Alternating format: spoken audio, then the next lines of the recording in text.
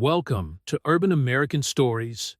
Don't forget to like, subscribe to the channel, and turn on notifications. The creak of old floorboards echoed through the Victorian house as Edward Williams watched through his study window as the first lights of dawn revealed a scene that made his heart stop. A team of workers, guided by an impeccably groomed gray-haired woman, were installing the last few feet of a concrete walkway that cut through his historic orchard in Woodbury, Connecticut. "Damn you, Patricia Anderson!" Edward shouted, his hands shaking as he dialed the police number. The Williams apple orchard had existed for more than 150 years, passed down from generation to generation, and now 5 of its century-old trees lay on the ground, sacrificed overnight to make way for a walkway he had never authorized. At 62, Edward had dedicated his life to preserving his family's legacy. The orchard wasn't just a piece of land, it was a living record of local history, with some trees dating back to the American Civil War. His antique apples of rare varieties, like the Roxbury Russet and the Northern Spy, were sought after by chefs and preservationists from all over the country. Patricia Anderson, president of the Maple Grove Homeowners Association, watched her work with satisfaction as the last workers collected their equipment. At 58, she had built her reputation as a relentless force in the community, determined to modernize the historic neighborhood regardless of residents' objections. "Mrs. Anderson!" Edward's voice thundered across the garden as he marched towards her, still wearing his navy blue robe. "What on earth do you think you're doing on my property?" Patricia straightened her impeccable beige blazer and smiled condescendingly. "Good morning, Edward. Just implementing the improvements approved by the council to benefit our community. This walkway will connect the new community park to the historic center." "What community park? This is private property, and you just destroyed trees protected by law." Edward felt his face burn with anger as he examined the fallen trunks of the century-old apple trees. "Oh dear," Patricia laughed softly. "You should check your emails more often. The council voted last week. This area has been designated for public use under the eminent domain clause." Before Edward could respond, 2 police cars arrived, followed by a gleaming black Mercedes. From the luxurious vehicle emerged Robert Taylor, the HOA's corporate lawyer, his Italian suit as impeccable as his calculated smile. "Mr. Williams," Taylor greeted, adjusting his silk tie, "I suggest you don't interfere with an approved community project. I have all the necessary documentation here." He gestured to his Italian leather briefcase. Edward watched the officers approach, feeling trapped on his own property. "Officer Phillips," he acknowledged the older police officer. "These people trespassed on my property during the night and destroyed trees protected by state law." Officer Phillips, who had known Edward for decades, examined the documents presented by Taylor with a grave expression. "Mr. Williams, it looks like they have a preliminary court order allowing construction to begin." "Impossible, I was never notified of any hearing," Edward protested, his face turning red with indignation. "The notices were sent by email and certified mail," Patricia interjected, her mellifluous voice masking barely contained satisfaction. "It's not our fault if you chose to ignore them." Edward retreated to his house, his mind working frantically. In his office, he rummaged through months of correspondence, finally finding an unopened envelope from the HOA dated 3 weeks ago. Inside, he found a notice of a public hearing on the Maple Grove Revitalization Project. Over the next few hours, Edward uncovered a web of legal and political manipulation that extended far beyond a simple walkway. The entire project called for the transformation of his historic orchard into a public park, with picnic areas, a playground, and an outdoor amphitheater. Determined to fight, Edward contacted his former university student, Jennifer Martinez, now a respected environmental lawyer. "Jen, I need your help. They're trying to take my land, and they've already destroyed part of the orchard." Professor Williams, Jennifer replied, her voice conveying immediate concern. Don't do anything drastic. I'll be there in 2 hours. While he waited, Edward photographed the damage and began researching the history of the Maple Grove HOA. What he discovered stunned him. In the last 5 years under Patricia's leadership, the association had been sued 7 times for questionable practices, but always managed to get away with it through legal maneuvers and confidential settlements. Jennifer arrived punctually, her navy blazer contrasting with her worn red briefcase. After examining the situation, she frowned. They may have followed basic legal procedures, but there are several irregularities here. The destruction of the protected trees is especially problematic, and the way they conducted the notification seems deliberately obscure. Edward watched through the window as more residents gathered around the new walkway. Some seemed to approve of the change, but others showed clear concern at seeing the century-old trees cut down. "I won't let them destroy my family's legacy," Edward declared, his voice firm despite his exhaustion. "This orchard has survived wars, depressions, and hurricanes. It won't be a corrupt HOA that brings it down." Jennifer nodded, already planning her legal strategy. "We're going to need an emergency injunction, and we need to expose the HOA's pattern of behavior."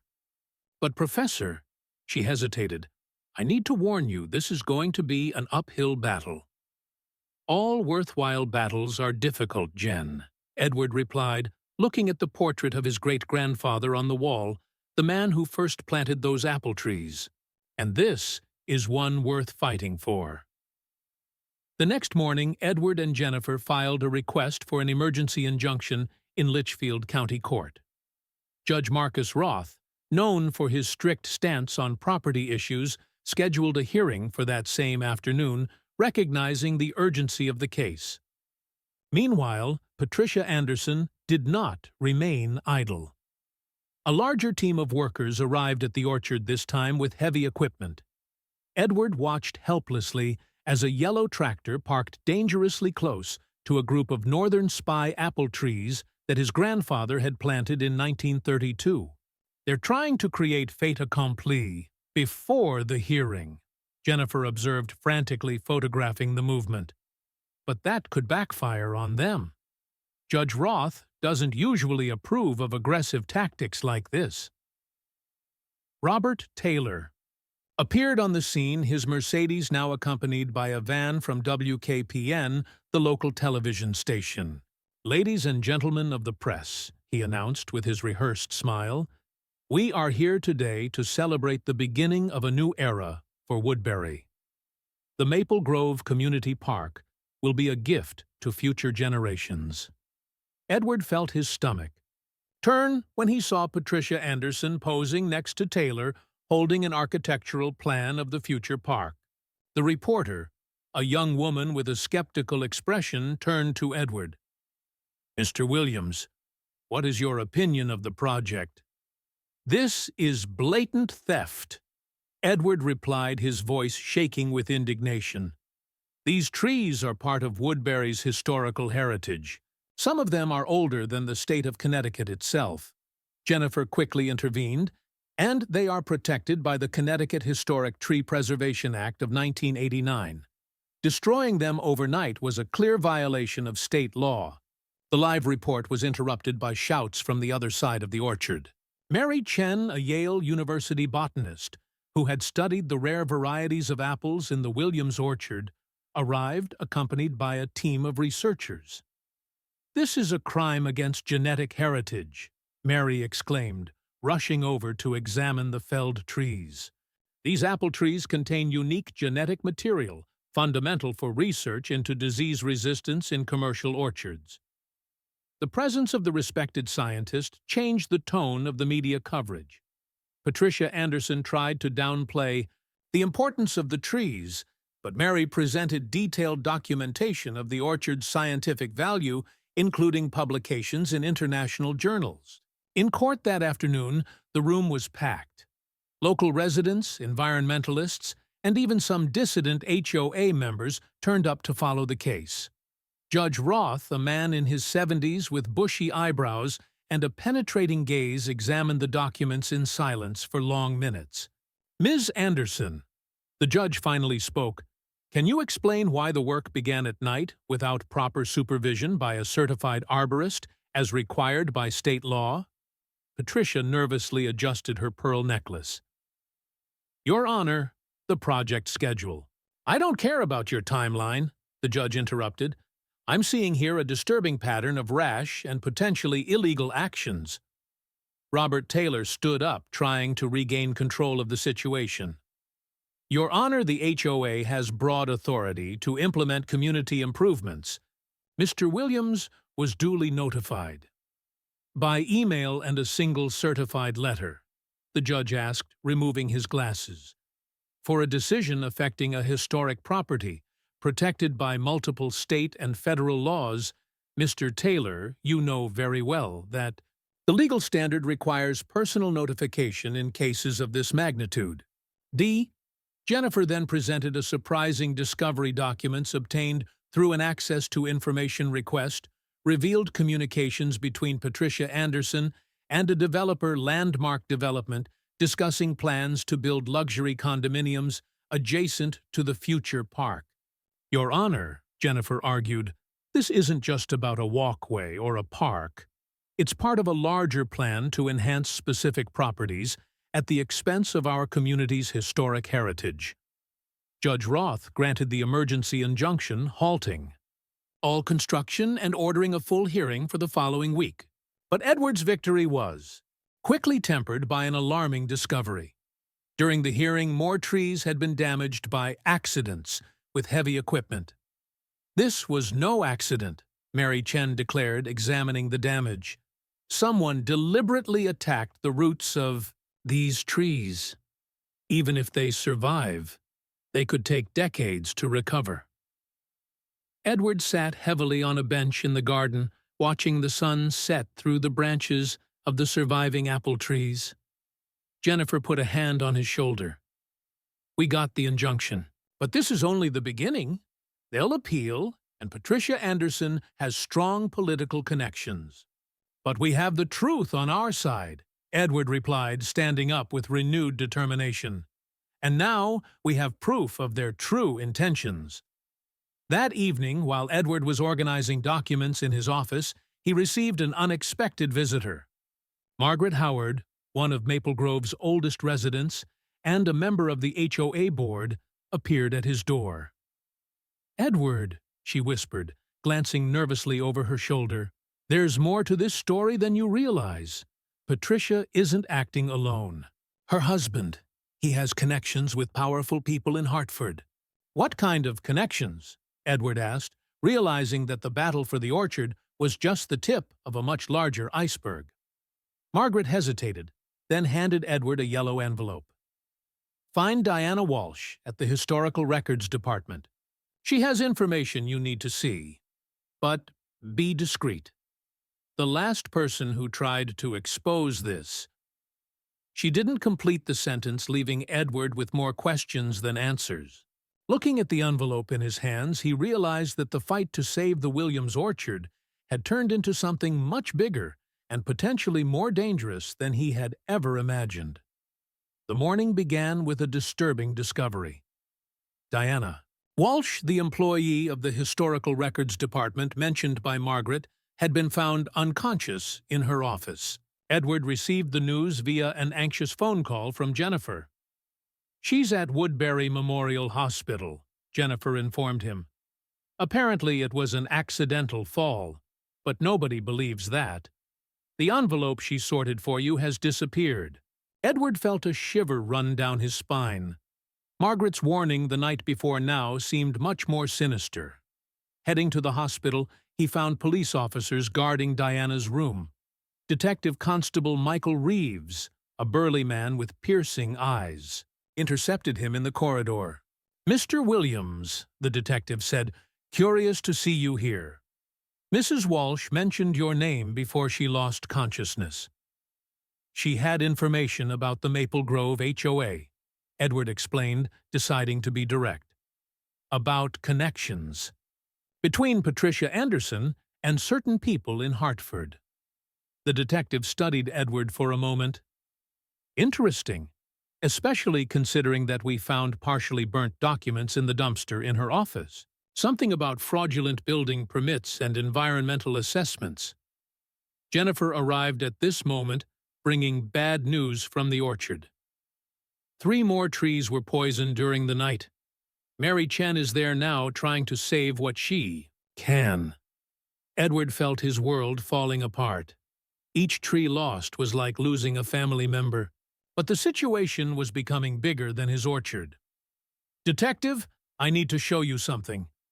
In Edward's office, he presented the envelope Margaret had given him.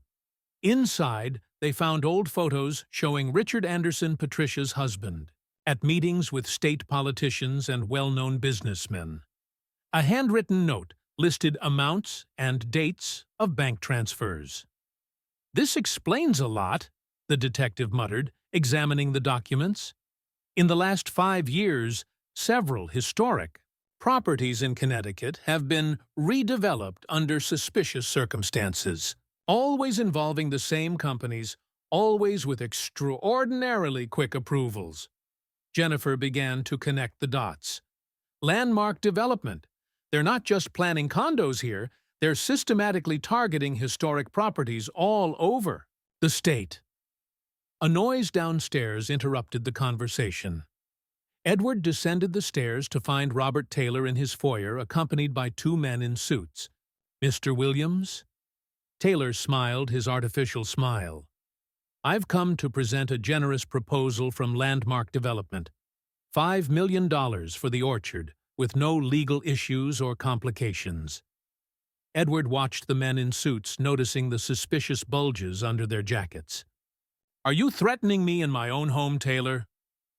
"Imagine how tragic it would be if more accidents happened to your precious trees," Taylor replied, keeping his smile. "Or if someone discovered tax irregularities in your business records." What Taylor didn't know was that Detective Reeves was recording everything from upstairs. Jennifer discreetly activated her phone, documenting the interaction. "Get off my property," Edward ordered, his voice firm despite his fear.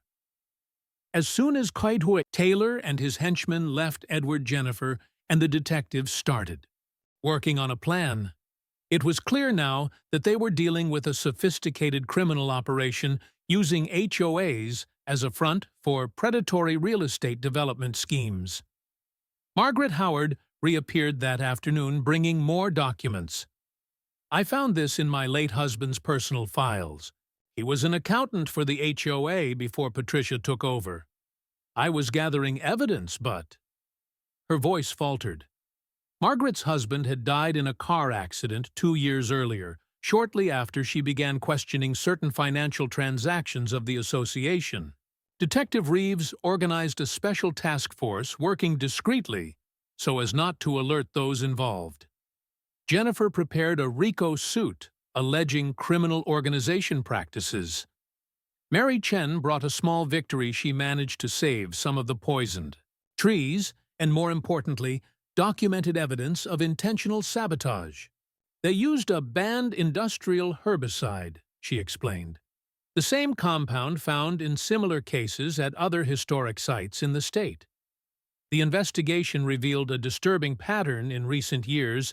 Dozens of historic properties in Connecticut had been acquired under suspicious circumstances, always following the same modus operandi: pressure through HOAs, convenient accidents, and fast-track approvals for development projects. Edward spent sleepless nights reliving memories of his childhood in the orchard. He remembered his father teaching him how to prune the apple trees, his mother making pies with the first apples of the season. The orchard wasn't just land and trees. It was the repository of generations of family and community history. One night, while working in his office, Edward heard a noise in the orchard. Through the window, he saw figures moving among the trees. His first instinct was to run outside, but he remembered Detective Reeves's warning. Instead, He activated the new security camera system and called the police. The images captured that night provided the turning point they needed: Patricia Anderson personally supervising a team trying to damage more trees. The presence of Richard Anderson and a senior official from the State Planning Department completed the conspiracy picture.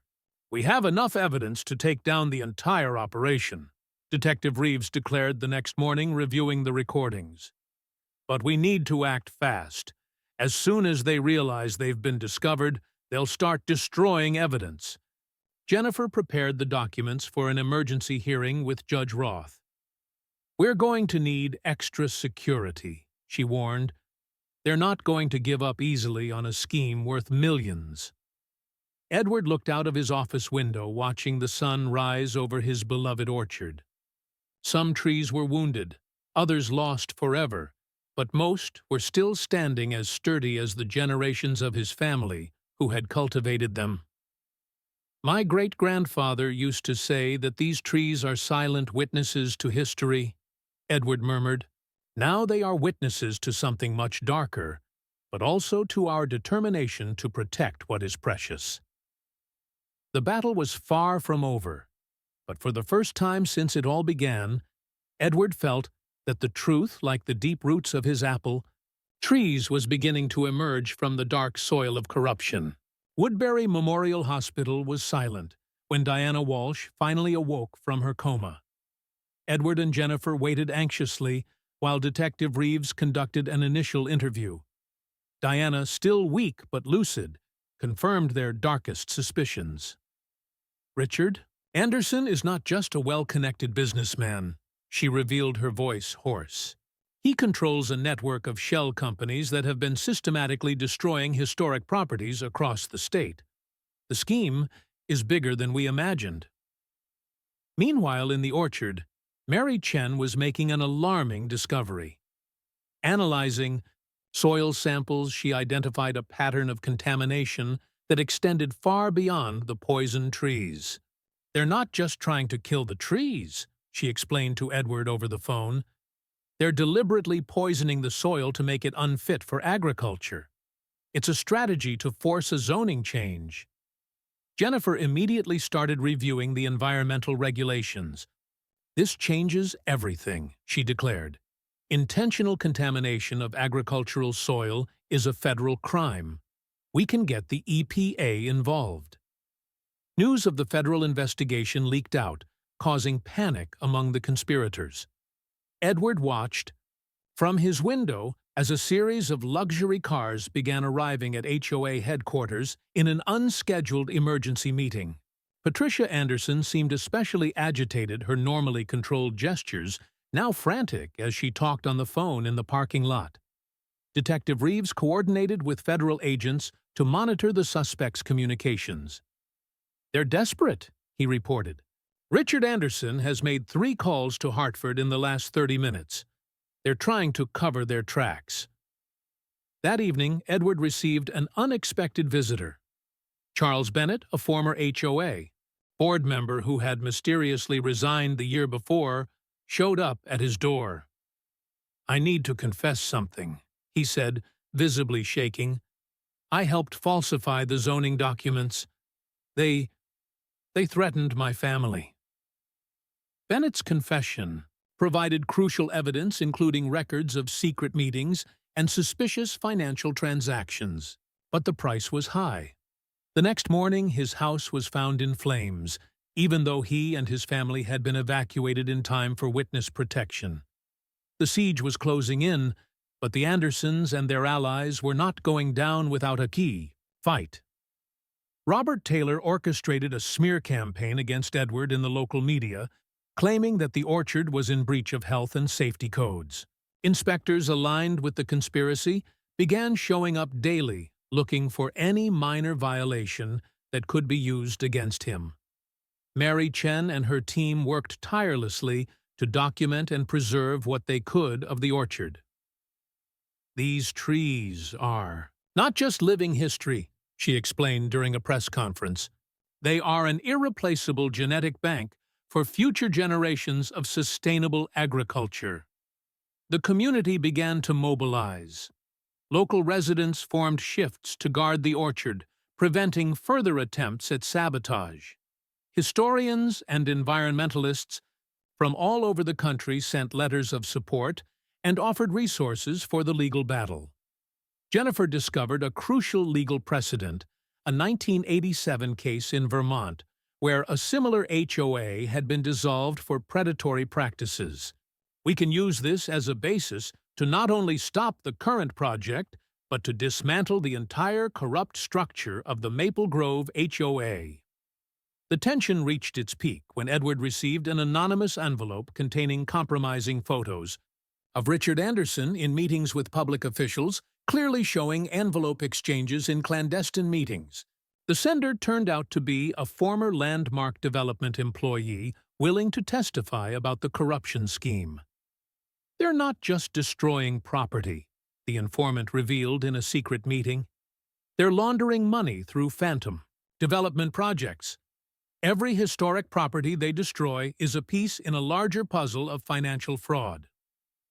Detective Reeves coordinated a quiet operation with the FBI, gathering evidence and monitoring suspicious bank movements.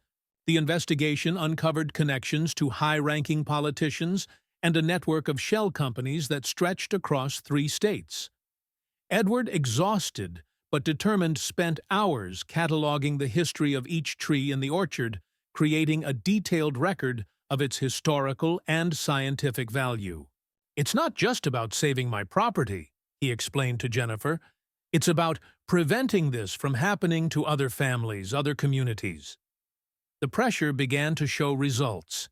Younger members of the HOA board, horrified by the EV revelations, began to cooperate with the investigations.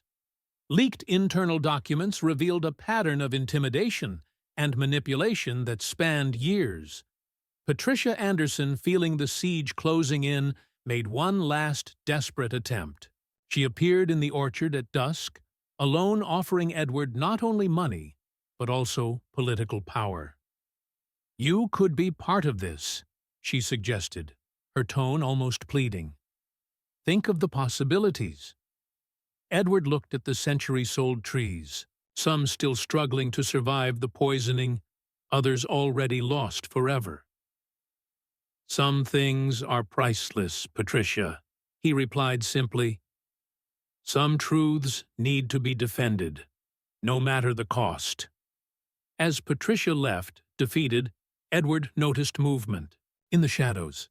Detective Reeves and his team had recorded the entire conversation, adding attempted bribery to the growing list of charges.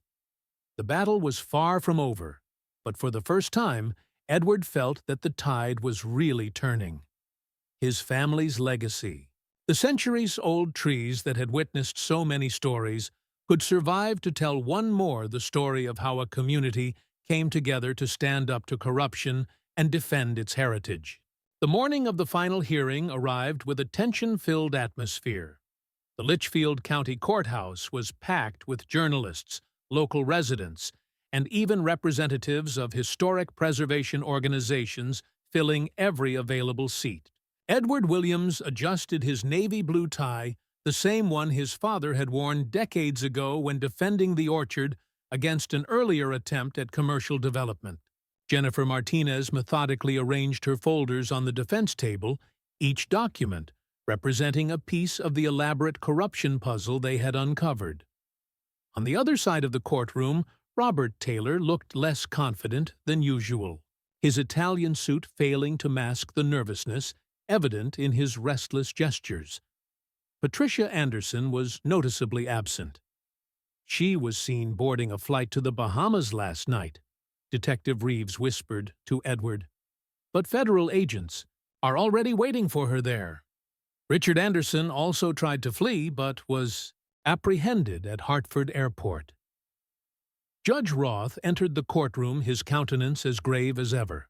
The first witness of the day was Charles Bennett, now under federal protection, who detailed years of financial manipulation and coercion within the HOA. His voice shook as he described how the organization had been transformed from a legitimate community association into an instrument of extortion and money laundering. The Williamses' orchard wasn't the only target, Bennett revealed. There was a list of historic properties throughout the state, each evaluated for its development potential. They called it Project Phoenix, destroying the old to make way for the new, always with astronomical profits for a select group of investors. Mary Chen presented devastating scientific evidence of deliberate soil contamination. The environmental damage is extensive, she explained, projecting detailed graphs. But we also discovered something extraordinary. Some of the oldest apple trees have developed a unique resistance to the poison used. This genetic adaptation could be crucial for the future of sustainable agriculture. The most impactful revelation came from Diana Walsh, who testified from her wheelchair. Still recovering from the accident, she presented documents she had hidden in a secret safe, detailed records of bribes, threats, and manipulation of environmental assessments that stretched all the way up to high levels of state government. Robert Taylor tried to discredit the witnesses, but his own arrogance betrayed him. Pressed by Judge Roth about discrepancies in legal documents, he made a crucial mistake.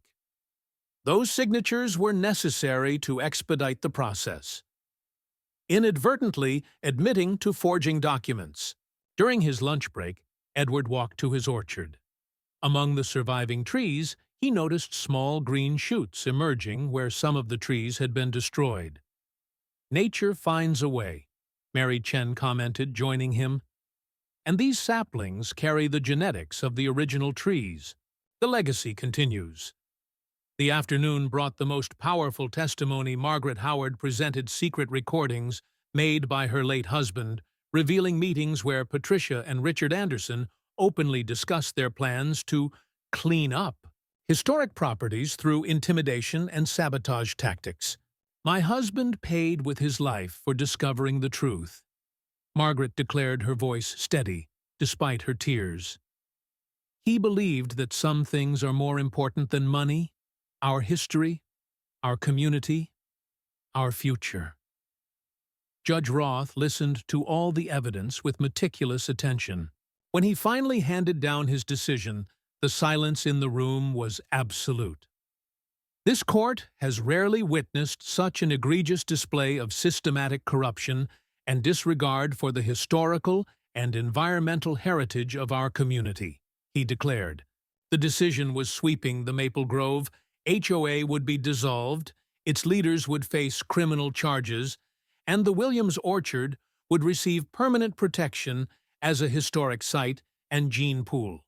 In addition, a substantial fund would be established to restore environmental damage and preserve other threatened historic properties. "But justice doesn't end here," the judge continued. "This case has exposed a web of corruption that will require continued investigation at the state and federal level. The court will retain jurisdiction over the implementation of all corrective measures." In the weeks that followed, the community came together to help restore the orchard. Volunteers worked alongside historic preservation experts and botanists. Edward established a foundation to protect historic properties at risk, using part of the compensation he received. Jennifer Martinez, observing the restoration work, smiled. "You know what's ironic? Patricia Anderson wanted to create a public park. Now the orchard will be partially open to the community, but on the right terms, as an educational and preservation space. Edward planted a new apple tree next to the tomb of the lost trees, this one grown from seeds of the old northern spy. My great-grandfather used to say that we plant trees not just for ourselves, but for future generations," he reflected. "Now I completely understand what he meant." The sun set over the Williams Orchard, its elongated shadows touching both the century-old trees and the new shoots. The battle had cost a lot, but it had also revealed something precious: the power of a community united in defense of its values and its history. In his office, Edward hung an old photo of the orchard, next to a new one, showing the volunteers working on the restoration. Between the two pictures, he framed the words his father used to quote, "The true heritage is not only in what we preserve from the past, but in what we plant for the future."